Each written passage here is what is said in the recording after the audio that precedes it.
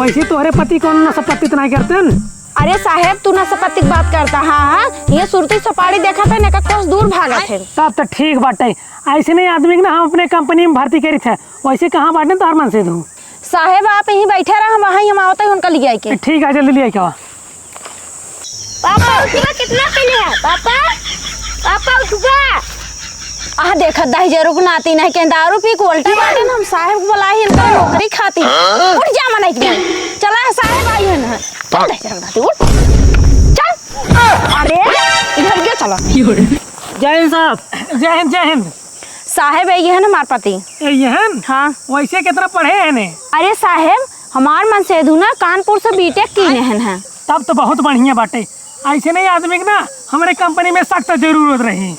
वैसे हिसाब पाती तो होते हुए। अरे साहेब ओकर चिंता जिन कर, ये पूरा हिसाब बराबर कर देते। अरे साहब हिसाब बराबर रखी थी। देसी 75 रुपये के और साहब बियर 150 के और जान दें साहब आई भी खम्बा 550 के। ठीक एकदम टल्ली रहा साहब। नौकरी कैंसिल बा कैंसिल। 10 नाती नहीं कितनी दूर से साहेब को बुलाए रहे तोहरे नौकरी बादे और तू 75 वाली पी के चल भाग चल घर।